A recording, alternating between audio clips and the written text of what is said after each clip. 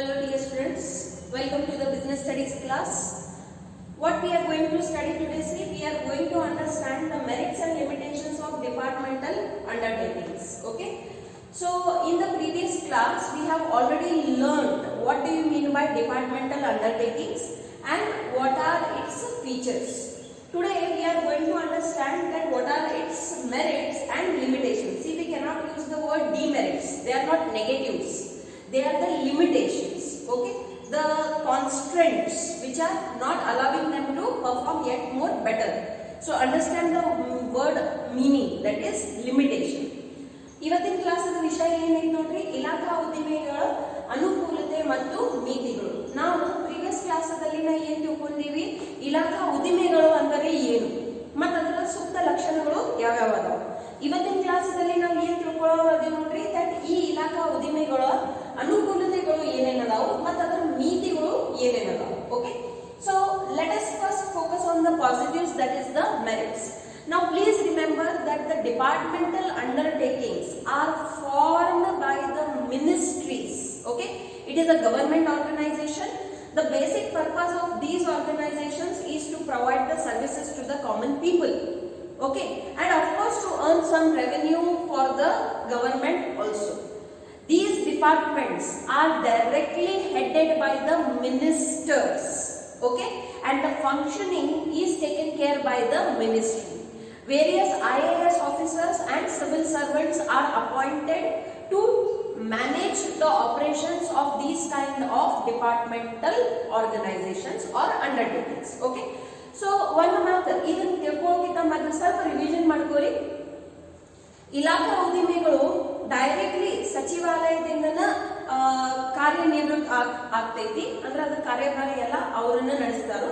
ಮತ್ತೆ ಏನ್ ಮಿನಿಸ್ಟರ್ಸ್ ಇರ್ತಾರೋ ಅವರನ್ನ ಏನಾಗ್ತಾರೋ ಈ ಡಿಪಾರ್ಟ್ಮೆಂಟಲ್ ಅಂಡರ್ಟೇಕಿಂಗ್ಸ್ಗೆ ಅಥವಾ ಈ ಇಲಾಖಾ ಉದ್ದಿಮೆಗಳಿಗೆ ಡೈರೆಕ್ಟ್ಲಿ ಏನಿರ್ತಾರೋ ರೆಸ್ಪಾನ್ಸಿಬಲ್ ಇರ್ತಾರೋ.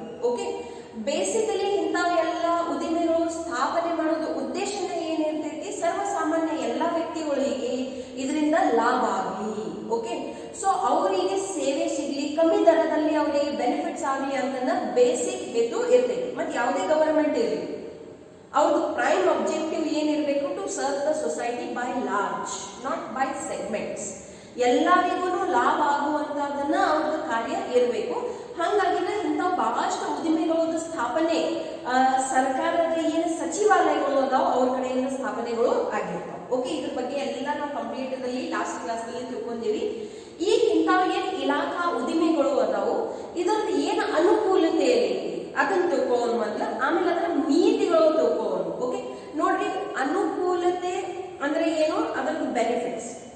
ಅನಾನುಕೂಲತೆ ಅಂದ್ರೆ ಏನು, ಅದರದ ಡಿಸ್ಅಡ್ವಾಂಟೇಜಸ್. ಈಗ ಇದರಲ್ಲಿ ನಾವು ಡಿಸ್ಅಡ್ವಾಂಟೇಜಸ್ ತಿಳ್ಕೊಳ್ಳೋದಿಲ್ಲ, ನೀತಿಗಳನ್ನು ತಿಳ್ಕೊಳ್ಳೋದು. ನೀತಿ ಅಂದ್ರೆ ಏನು, ಕೊರತೆ, ಅವ್ರಿಗೆ ಅದು ಅಡಿಷನಲ್ ಸರ್ವಿಸ್ ಕೊಡಾಕ ಆಗ್ತಾ ಇಲ್ಲ. ಓಕೆ, ಸೊ ಏನ್ ಹೇಳ್ತಾರೆ ನೋಡಿ, these undertakings facilitate the parliament to exercise effective control over their operations. Please understand this. These undertakings means which undertakings? The departmental undertakings. They facilitate the parliament. Now you must be knowing what is a parliament. A parliament is a place where all the ministers work. Okay, so the parliament to exercise effective control over their operations. So whatever work they are doing with these kind of departments, their work becomes far more effective. So these departments help the ministers to function properly for the services they want to give to the society. ಈ ಉದ್ದಿಮೆಗಳು ತಮ್ಮ ಕಾರ್ಯಚಟುವಟಿಕೆಗಳ ಮೇಲೆ ಸಂಸತ್ತು ಪರಿಣಾಮಕಾರಿ ನಿಯಂತ್ರಣ ಹೊಂದಲು ಅನುವು ಮಾಡುತ್ತವೆ. Okay, these ensure high degree of public accountability. See, when a ministry itself takes care of the operations and the execution of these kind of programs, ultimately who is responsible for the good and bad everything? The ministry itself. And for the minister, a minister is answerable to all the public whether they have given the vote against him or in their favor. Once a person is appointed as a minister, he is the minister of everyone. It doesn't matter, it doesn't mean that only the one who have given the vote for him, only those he needs to take care. He needs to take care of the complete society, whether they are against him or in favor of him or her. So these departmental undertakings ensure high degree of public accountability. It means what? For whatever decisions they are taking, they are answerable to the common public by large. And there are various organizations. See, we have given only 2 examples of railway and post office.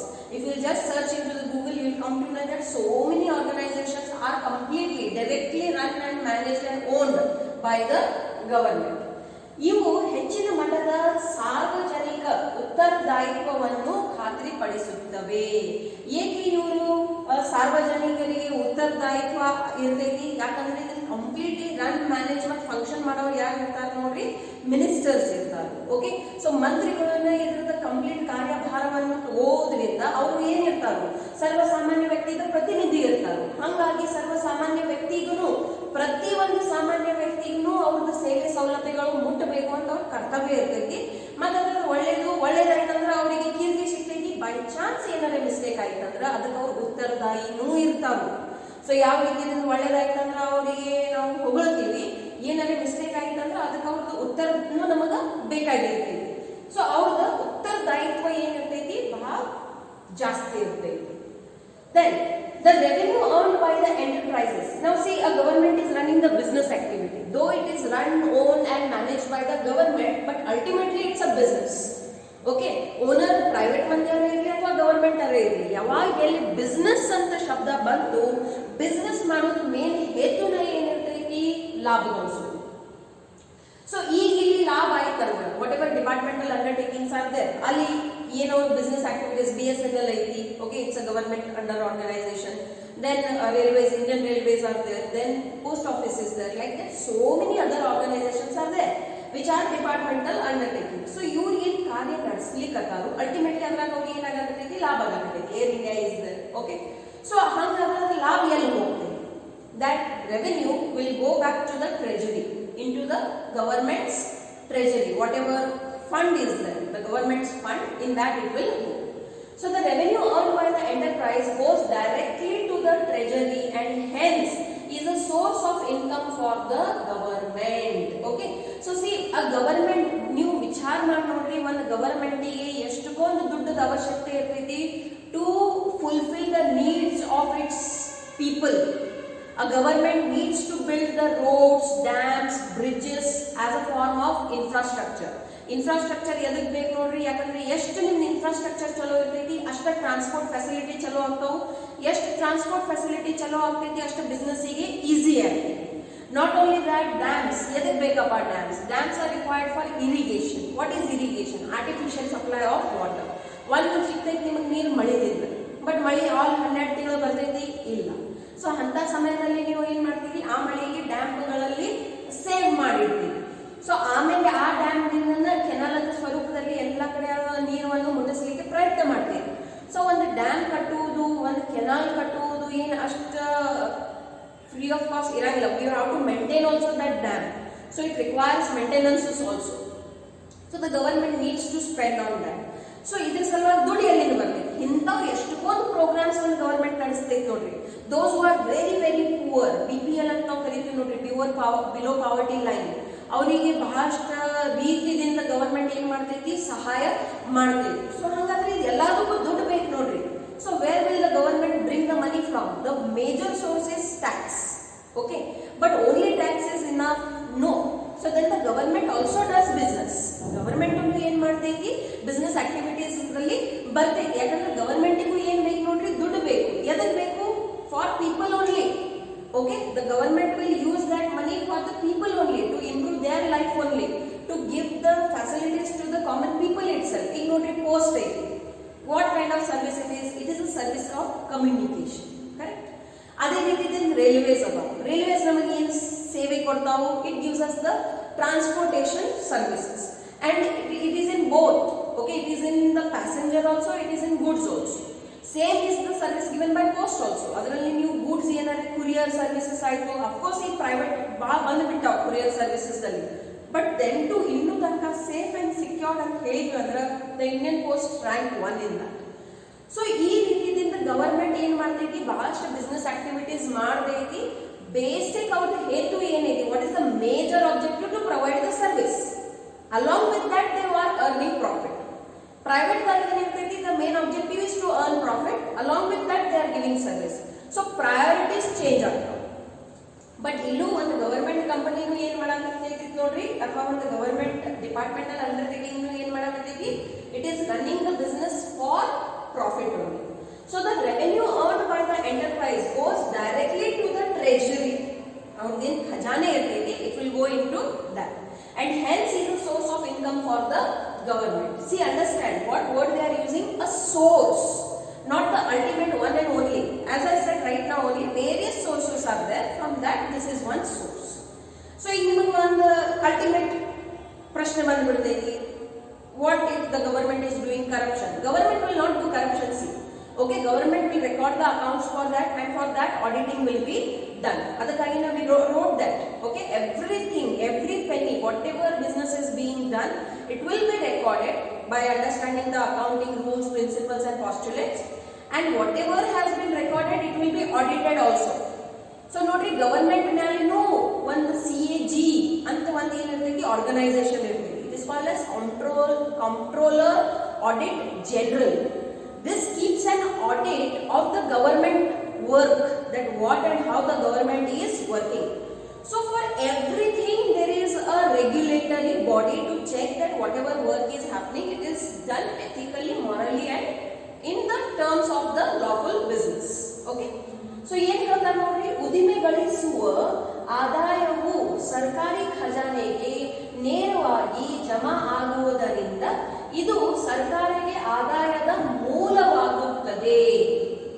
ಗವರ್ಮೆಂಟ್ಗೆ ಬಹಳಷ್ಟು ರೀತಿಯಿಂದ ದುಡ್ಡದ ಅವಶ್ಯಕತೆ ಇರ್ತೈತಿ. ಎಂದರೆ ಒಂದು budget ನೋಡ್ರಿ, okay, ಈ ಫೆಬ್ರವರಿದಾಗ budget announce ಆಗ್ತೈತಿ. ನಾನು ನಿಮಗೆ ಅವಾಗ ನೆನಪು ಮಾಡಿಸ್ತೀನಿ. You will see that how much big the Indian budget is. Then to Indian government is majority of the time into deficit balance. Why? Our needs are more, the sources is less. ಈ particular ವರ್ಷದ budget ಅಂತೂ ನೋಡುವಂತದ್ದು ಇರ್ತೈತಿ, because the businesses have gone down. Corona has hit the world very badly. India is no exception. So when there is less income, ನೋಡ್ರಿ income ಕಮ್ಮಿ ಆಗೈತಿ, but ಖರ್ಚು ಕಮ್ಮಿ ಆಗ್ಯಾವ ಇಲ್ಲ, ಇನ್ಫ್ಯಾಕ್ಟ್ ಖರ್ಚು ಇನ್ನೂ ಜಾಸ್ತಿ ಆಗ್ಯಾವ.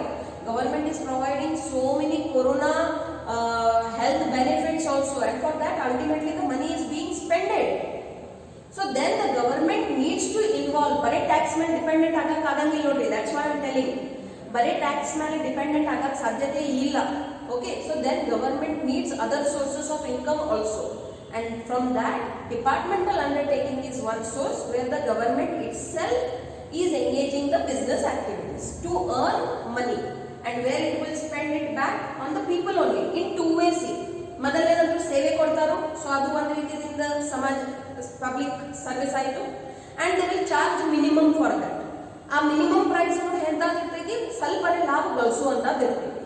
ಸೊ ಮಿನಿಮಮ್ ಪ್ರೈಸ್ ಒಳಗೆ ನೀವು ಸರ್ವಿಸಸ್ನು ಕೊಡಾಕತ್ತೀರಿ, ಆ್ಯಂಡ್ ಅದರಾಗ ನಿಮಗೆ ಪ್ರಾಫಿಟನ್ನು ಆಗತೈತಿ. ಅಗೇನ್ ಅದರ ದುಡ್ಡನ್ನು ನೀವು ಉಪಯೋಗ ಮಾಡಿ ಇನ್ನಷ್ಟು ಸೇವೆಗಳನ್ನು ಬೆಟರ್ ಒಳಗೆ ಮಾಡ್ತೀವಿ.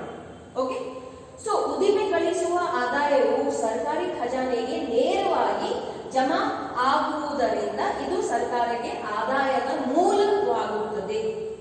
What is the next? Where national security is concerned. Now see, national security is very very important. ನೀವು ಎಲ್ಲಾದ್ರ ಮೇಲೆ ಫೋಕಸ್ ಮಾಡಕತ್ತೀರಿ, but if you are unable to save your borders only, if you are unable to save your people from outside attacks, or it may be internal attacks also, not necessarily always the attacks are done from outside only.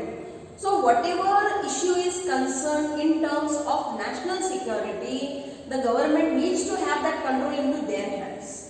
This form is most suitable since it is under the direct control and supervision of the concerned ministry.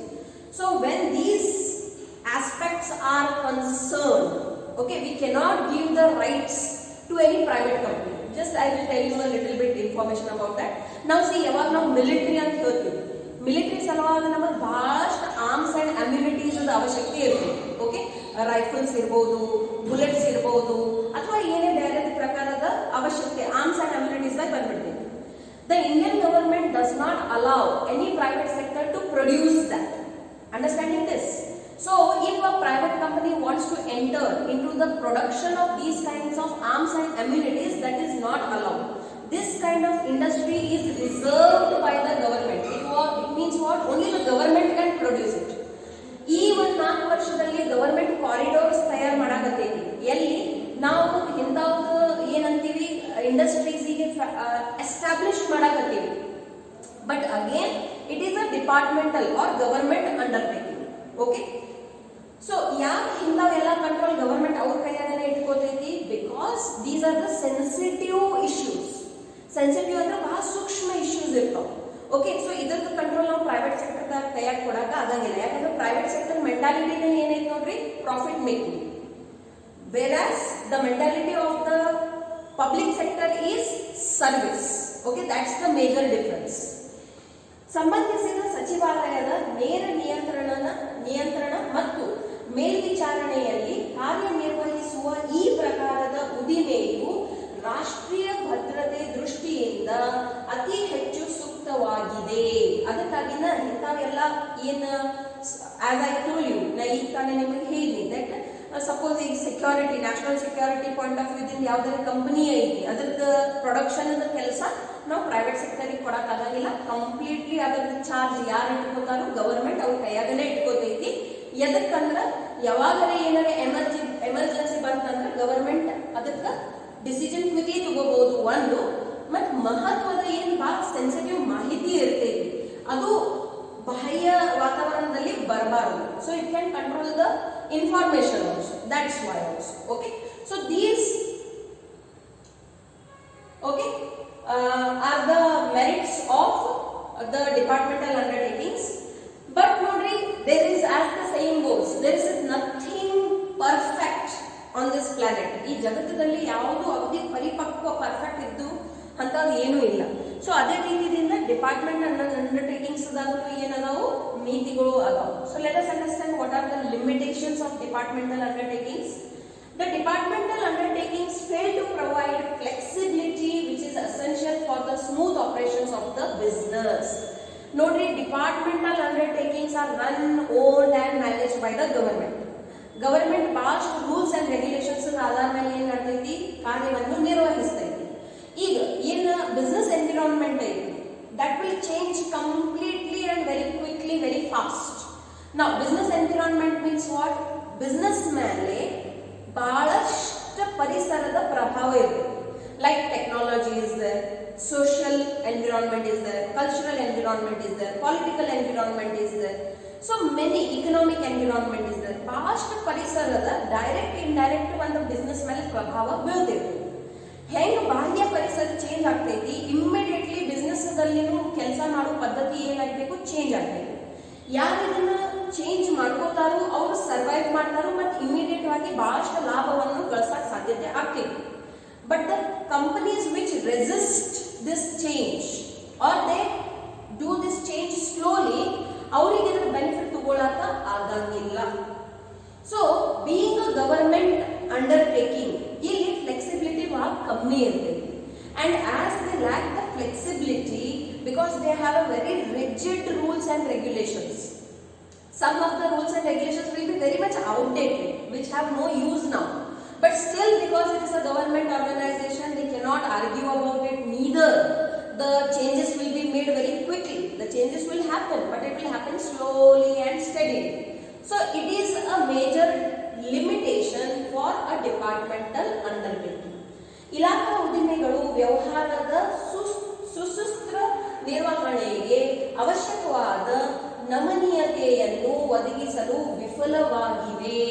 Okay, ಯಾಕಂದ್ರೆ ನೋಡ್ರಿ business ಹೆಂಗಿರ್ತೈತಿ, ಬಹಳ dynamic ಇರ್ತೈತಿ, ಬಹಳ ಚಲನಶೀಲ ಇರ್ತೈತಿ. ಬಹಳಷ್ಟು quickly ಅದ್ರಾಗ ಪರ್ಯಾವರಣ ಏನಾಗ್ತೈತಿ, ಪರಿಸರ ಏನಾಗ್ತೈತಿ, change ಆಗೋತಿರ್ತೈತಿ.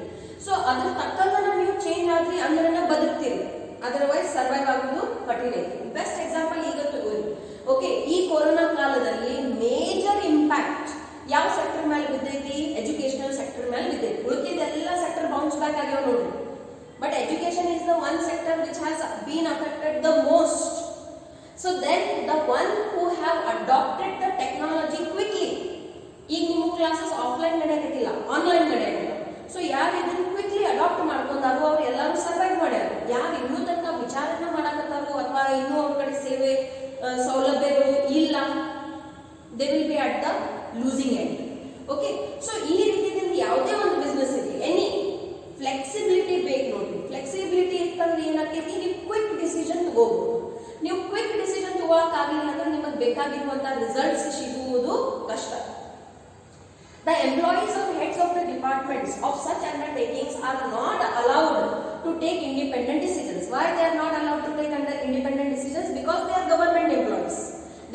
function according to the government rules and regulations, the procedures which are given, the protocol which is need to be followed. So then they cannot, even if they are very much intelligent, they have all the knowledge, they have all the strategy, all the plans, they cannot execute it immediately. Past picture ದಲ್ಲಿ ನೀವು ನೋಡಿರ್ಬೇಕು ನೋಡ್ರಿ, ಯಾರೋ ಒಬ್ರು officer ಇರ್ತಾರೋ ಅವ್ರ ಕಡೆ ಪೂರ್ತಿ ಅದರ ಆಕ್ಷನ್ ಪ್ಲಾನ್ ರೆಡಿ ಇರ್ತೈತಿ, ಬಟ್ ಎಲ್ಲಿ ತನಕ ಮ್ಯಾಲಿಂದ ಆರ್ಡರ್ ಬರಂಗಿಲ್ಲ ಅವ್ರಿಗೆ ಏನು ಮಾಡಕ ಆಗಂಗಿಲ್ಲ. That is one drawback of the government undertakings. Okay, without the approval of the ministry concerned, this leads to delays in matters where prompt decisions are required, because in one hierarchy irthaiti, in one head position irtavo, adha you compulsorily follow madabeku. You cannot overtake it, you cannot take the decisions on your own. Suppose if you do, what will happen? You will lose your job. ಹಿಂಗೆ ಮಾಡಿದ್ರೆ ಏನಾಗಿರ್ತೈತಿ, government job lose ಮಾಡ್ಬಿಡ್ತೀವಿ. Government job ಯಾರು lose ಮಾಡಕ್ ಪ್ರಯತ್ನ ಮಾಡ್ತಾರೋ, nobody wants to lose a government job. Decision late ಆಗತೈತಿ, ಆಗತೈತಿ, ಮತ್ತೆ ಏನ್ ಮಾಡೋದು? Okay, so this is one limitation. ಈ ಸಂಸ್ಥೆಯ ಇಲಾಖಾ ನೌಕರರು ಅಥವಾ ಮುಖ್ಯಸ್ಥರು ಸಂಬಂಧಿಸಿದ ಸಚಿವಾಲಯದ ಅನುಮತಿ ಇಲ್ಲದೆ ಸ್ವತಂತ್ರ ನಿರ್ಧಾರಗಳನ್ನು ಕೈಗೊಳ್ಳಲು ಸಾಧ್ಯವಿಲ್ಲ. ಅವ್ರ ಕಡೆ ಎಷ್ಟೇ ಬುದ್ಧಿ ಇರಲಿ, ಶಕ್ತಿ ಇರಲಿ, they have that all ability, ಎಲ್ಲ ಅವ್ರ ಕಡೆ ಸ್ಕಿಲ್ ಸೆಟ್ ಐತಿ, ಬಟ್ ಎಲ್ಲಿ ತನಕ ಮ್ಯಾಲಿಂದ ಆರ್ಡರ್ ಬರಂಗಿಲ್ಲ ಅವ್ರಿಗೆ ಏನು ಮಾಡಕ್ ಸಾಧ್ಯತೆ ಇಲ್ಲ. ಇದು ತ್ವರಿತ ನಿರ್ಧಾರಗಳನ್ನು ಕೈಗೊಳ್ಳಬೇಕಾದ ವಿಷಯಗಳಲ್ಲಿ ವಿಳಂಬಕ್ಕೆ ಎಡೆ ಮಾಡಿಕೊಡುತ್ತದೆ. ಓಕೆ, ತ್ವರಿತ ಬಹಳ ಸತ್ಯ ನೋಡ್ರಿ, ಎಮರ್ಜೆನ್ಸಿ ಸಿಚುವೇಶನ್ಸ್ ಇರ್ತಾವ, ರೈಟ್ಸ್ ಆಗಿಬಿಟ್ಟಾವ, ಹಿಂಗೆ ತಗೊಂಡ್ಬಿಟ್ರಿ ದಂಗೆಗಳು ಆಗಿಬಿಟ್ಟಾವ. ಓಕೆ, ಅಲ್ಲಿ ಯಾರೋ ಒಬ್ರು ಒಂದು ಗವರ್ಮೆಂಟ್ ಆಫೀಷಿಯಲ್ ಇದ್ದಾರೆ ಅಂತ ತಿಳ್ಕೊಳ್ಳಿ, just imagine. Can that particular person take the decision on his own? No. He has to wait for his higher officer to get the order for. That officer needs to get the order from the other higher officer. That needs to wait for the other higher officer. So due to this hierarchy, sometimes where the decisions needs to be taken very quickly, it gets delayed. Because it is the procedure. They need to follow the procedure. Okay? So that becomes a limitation. Next, ಏನು ಹೇಳ್ತಾರೆ ನೋಡಿ, these enterprises are unable to take advantage of business opportunities. ಈಗ ಇದು ಬಹಳ ಮಹತ್ವದ ಐತೆ ನೋಡಿ, ಲೈಫ್ದಲ್ಲಿ ನಿಮಗೆ ಸತತವಾಗಿ ಅಪಾರ್ಚುನಿಟೀಸ್ ಸಿಗ್ತಾವ, ಬಟ್ ಸಮಸ್ಯೆ ಏನೈತಂದ್ರೆ ನಿಮಗೆ ನೆಕ್ಸ್ಟ್ ಟೈಮ್ ಏನು ಅಪಾರ್ಚುನಿಟಿ ಸಿಗ್ತೈತಿ, it won't be the same as you had received earlier. So ಅಪಾರ್ಚುನಿಟಿಗೆ ಯಾರು ಎನ್ಕ್ಯಾಶ್ ಮಾಡ್ಕೋತಾರೋ ಅವ್ರು ಮುಂದಿರ್ತಾರೆ. That's the rule of success. ನಿಮಗೆ ಸಕ್ಸಸ್ಫುಲ್ ಆಗೋದೈತಂದ್ರೆ ನೀವು ಅಪಾರ್ಚುನಿಟೀಸ್ ಮೇಲೆ ಫೋಕಸ್ ಮಾಡಲೇಬೇಕು. 4 ಶಬ್ದ ಅದಾವ ನೋಡ್ರಿ, ಏನದಾವು? ಸ್ವಾಟ್ ಅಂತ, SWOT, strength, weakness, opportunity, threats. ನಿಮಗೆ ಲೈಫ್ದಾಗ ಸಕ್ಸಸ್ಫುಲ್ ಆಗೋದಿತ್ತಂದ್ರೆ ಸತತವಾಗಿ 4 ಶಬ್ದದ ಮೇಲೆ ನಿಮ್ದು ಕಂಟಿನ್ಯೂಸ್ ಫೋಕಸ್ ಇರಲೇಬೇಕು. ನಿಮ್ಮ ಶಕ್ತಿ ಎದುರಾಗೈತಿ, what is your strength? Okay, ನಿಮ್ದು ವೀಕ್ನೆಸ್ ಎದುರಾಗೈತಿ, ಅದ್ರಲ್ಲಿ ನೀವು ಓವರ್ಕಮ್ ಮಾಡ್ಲಿಕ್ಕೆ ಟ್ರೈ ಮಾಡಕತ್ತೀರಿ, ಬಟ್ ಇನ್ನೂ ತನಕ ಅದು ಓವರ್ಕಮ್ ಮಾಡಕ್ ಆಗಂಗಿಲ್ಲ. ಕೆಲವೊಬ್ಬರದ್ದು ಆಂಗರ್ ಇಶ್ಯೂಸ್ ಇರ್ತಾವ ನೋಡಿ.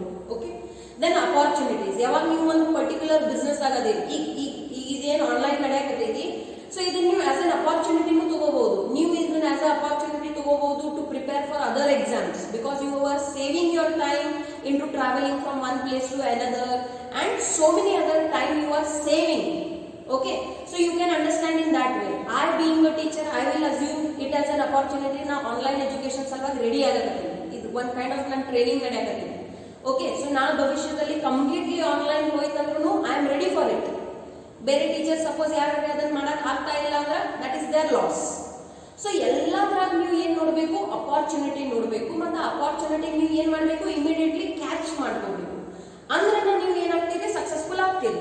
ಪ್ರೈವೇಟ್ ಸೆಕ್ಟರ್ಸ್ ಅದಕ್ಕನ ಇಷ್ಟು ಪ್ರಾಫಿಟೇಬಲ್ ಅದಾವ ನೋಡ್ರಿ, because they are flexible, they can take the decisions very quickly, they can encash the opportunities quickly, and that's why they are ahead of everybody. ಅದಕ್ಕಾಗಿ ನಾವು ಎಲ್ಲಕ್ಕಿಂತ ಮುಂದದ, ಹಾಗಾಗಿ ಜಾಸ್ತಿ ದುಡ್ಡನ್ನು ಅರ್ನ್ ಮಾಡಿ. ನಾವು ಎಲ್ಲರೂ ಆನ್ಲೈನ್ ಎಜುಕೇಶನ್ ಇವತ್ತು ಆಗತ್ತೀವಿ, ಕೊರೋನಾ ಬಂದೈತಂತ, ಬಟ್ ನೀವು ಬೈಜು ಅಂತ ಹೆಸರು ಕೇಳಿರ್ಬೋದು. ಬೈಜು ಅಂದ್ರೆ ಇಂಥ ಬಿಸ್ನೆಸ್ ಯಾವಾಗಿಂದ ಮಾಡಕತ್ತೀವಿ, isn't it?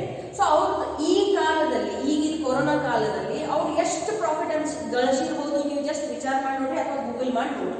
Okay, so what is required to take the advantage of business opportunity is required, which is not possible or very slow in to departmental undertakings. ಯಾಕಂದ್ರೆ ನಿಮ್ಮ ತಲೆಯಲ್ಲಿ ಏನು ಐಡಿಯಾ ಬಂದೈತಿ ಅದು ನೀವು 100 ಮಂದಿಗೆ ತಿಳಿಸ್ಬೇಕು, ಪ್ರೆಸೆಂಟೇಷನ್ ಕೊಡ್ಬೇಕು, ಅದ್ರ ಸಲ ಫಂಡ್ ಅಪ್ರೂವಲ್ ಮಾಡಿಸ್ಬೇಕು.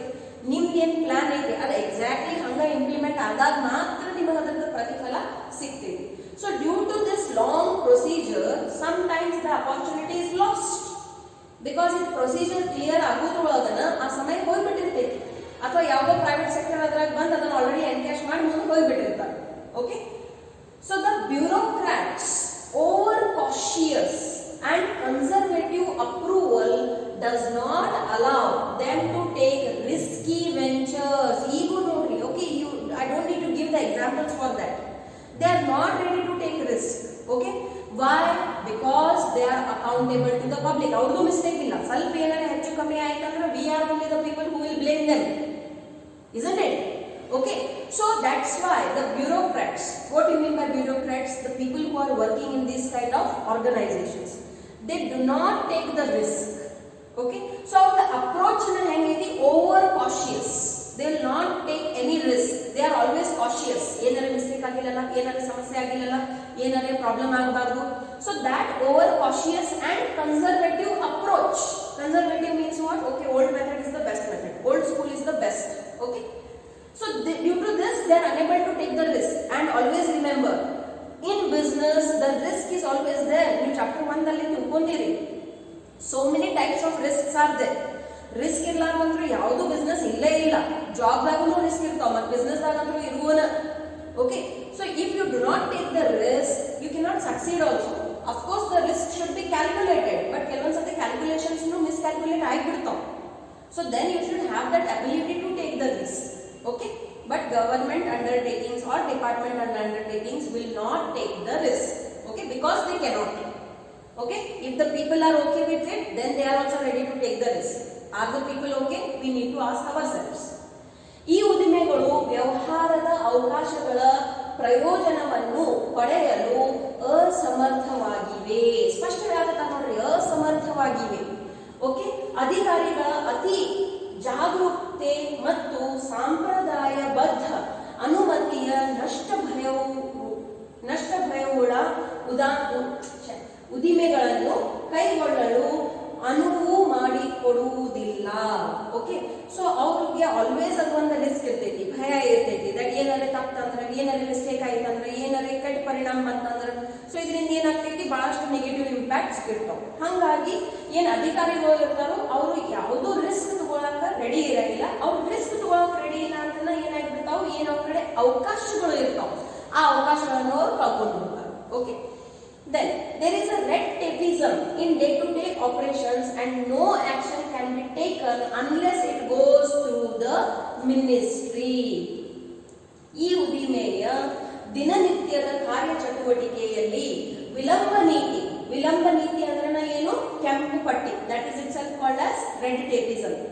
ಸಮಸ್ಯೆ ಇದ್ದು ಅಧಿಕಾರದ ಸೂಕ್ತ ಮಾರ್ಗಗಳನ್ನು ಅನುಸರಿಸಿದ ಹೊರತು ಯಾವುದೇ ಕ್ರಮ ಕೈಗೊಳ್ಳಲು ಸಾಧ್ಯವಾಗುವುದಿಲ್ಲ. ಯಾಕಂದ್ರೆ ನೋಡ್ರಿ, ಅಗೇನ್ ಏನಾಗ್ತೈತಿ ನೋಡ್ರಿ, ಆಕ್ಷನ್ ತಗೊಂಡ್ ಬಿಡ್ತಾರೋ, ಮೆಮೊ ಇಶ್ಯೂ ಆಗಿಬಿಡ್ತೈತಿ, ಜಾಬ್ ಕಳ್ಕೊಳ್ಳುವಂತ ಸ್ಥಿತಿ ಬಂದ್ಬಿಡ್ತೈತಿ. ಹಾಗಾಗಿ ಅಲ್ಲಿ ಏನಾಗ್ತೈತಿ ನೋಡ್ರಿ, ಏನ್ ಡೇ ಟು ಡೇ ಆಪರೇಷನ್ಸ್ ಇರ್ತಾವ, they are run slow and steady after checking everything is all fine and good, and then it goes into the delayed action. Okay, that is one limitation. Next, ಏನು ಹೇಳ್ತಾರೆ ನೋಡಿ, departmental undertakings fail to provide flexibility. Yes, next point. There is a lot of political interference through the ministry. Okay, the government will always interfere. Now, for example, RBI is there. Okay, what is RBI? It is a central bank of the nation, our country. That is Reserve Bank of India. Now, who is the chairman of that RBI? Again, the finance minister. So, if the RBI wants to take some strict action against the banks who are not performing properly, can the governor of RBI can take that action quickly? No. Why no? Because they need to take the permission of the finance minister or the concerned ministry. So therefore continuously political interference ಮತ್ತು ನೋಡ್ರಿ politicians ಅವ್ರದ್ದು hidden objectives ಇರ್ತಾವ. Vote bank ಒಂದು ದೊಡ್ಡ police game ಐತಿ ಇಂಡಿಯಾದಲ್ಲಿ. Okay, so they need to address that issue. So whatever decisions they are taking, in that of course this political agenda will be there, and due to that a lot of political interference is there into these kind of undertakings, and that will affect the decisions of that undertakings. ಈ ಉದ್ದಿಮೆಯ ವ್ಯವಹಾರಗಳಲ್ಲಿ ಸೂಚಿವಾಲಯದ ಮೂಲಕ ಅತಿ ಹೆಚ್ಚು ರಾಜಕೀಯ ಹಸ್ತಕ್ಷೇಪವಾಗುತ್ತದೆ. Okay, ಇದನ್ನ ನೀವು avoid ಮಾಡಕ್ಕೂ ಬರಂಗಿಲ್ಲ. You cannot say minister not to interfere into the departmental undertaking which comes under his ministry, because ultimately he is accountable for whatever decisions are being taken by the undertaking. So you cannot say no, you cannot interfere into this matter. He has to, because he is the one who is questioned. ಒಳ್ಳೆದಾಯ್ತಂದ್ರೆ ಯಾರು ಅಷ್ಟು ತ್ರಾಸ ತಗೋಂಗಿಲ್ಲ, but ಕೆಟ್ಟದ್ ಒಂದು ಸಮಸ್ಯೆ ಆಯ್ತಂದ್ರೆ everybody will go and question. Okay, so therefore it is required, but idu elli henge manage ಮಾಡಬೇಕು, that is what it needs to be learned. But currently it is a limitation. These organizations are usually insensitive to consumer needs and do not provide adequate services to them. ಮೊನೋಪೊಲಿ ಇರುವುದರಿಂದ ಅವರು again ನೋಡ್ರಿ ಸ್ಥಾಪನೆ ಎದಕ್ಕಾಗೈತಿ, service ಕೊಡೋ ಸಲುವಾಗಿ. But ಆಮೇಲೆ after a certain saturation point they forget the main objective and they are not that much sensitive towards the consumer needs. ಇಷ್ಟೇ ಸಿಗತ್ತಿಲ್ಲ ಅಂತ answer ಬಂದ್ಬಿಡ್ತಿದೆ ಆಮೇಲೆ. ಓಕೆ, ಈ ಸಂಸ್ಥೆಗಳು ಸಾಮಾನ್ಯವಾಗಿ ಗ್ರಾಹಕರ ಅಗತ್ಯಗಳಿಗೆ ಹೆಚ್ಚು ಸ್ಪಂದಿಸುವುದಿಲ್ಲ ಮತ್ತು ಅವರಿಗೆ ಸಾಕಷ್ಟು ಸೇವೆಗಳನ್ನು ಸಲ್ಲಿಸುವುದಿಲ್ಲ. ಅವ್ರು ಸಲ್ಲಿಸುವುದಿಲ್ಲ ಅಂತ ಮತ್ತೆ ಪ್ರೈವೇಟ್ ಸೆಕ್ಟರ್ ಬದುಕಾಕತ್ತಾವು. ಸಪೋಸ್ ಪಬ್ಲಿಕ್ ಸೆಕ್ಟರ್ದಿಂದ ಆ ಸರ್ವಿಸಸ್ ಅವ್ರು ಕೊಡಕ್ ಸಾಧ್ಯ ಆಗ್ತಿತ್ತು ಮತ್ತು ಅವ್ರು ಕನ್ಸ್ಯೂಮರ್ ಓರಿಯೆಂಟೆಡ್ ಸರ್ವಿಸಸ್ ಇರ್ತಿದ್ದು, how can a private sector survive only? You should think about it. So a private sector which is charging more higher than the public sector, even after that it has managed to survive and grow. It means what? The approach is different.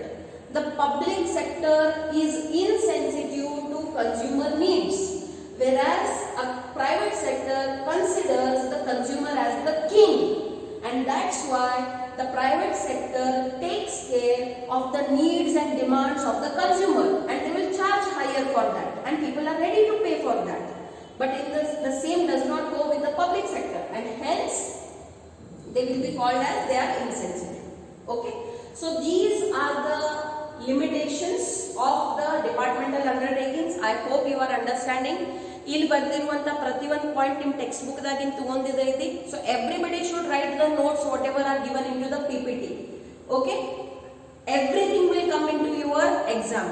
So start preparing for your exam. Okay, government has announced the dates, but of course they will be always flexible. ಹಿಂಗೆ ತಿಳ್ಕೊಂಡು ನಡೀರಿ, ಇವತ್ತಿಂದ 100 ಡೇಸಿಗೆ ನಿಮ್ಮ exam ಬರ್ತಾವ. ಆ ಅಪ್ರೋಚ್ದಿಂದ ತಯಾರಿ ಮಾಡಕ್ ಚಾಲೂ ಮಾಡಿಬಿಡ್ರಿ. For full syllabus 100 days to go. Okay, so whatever you are studying daily, that day itself it should be by hearted, understood and done. Then only you will get good results. Okay, yes, we shall continue in the next class.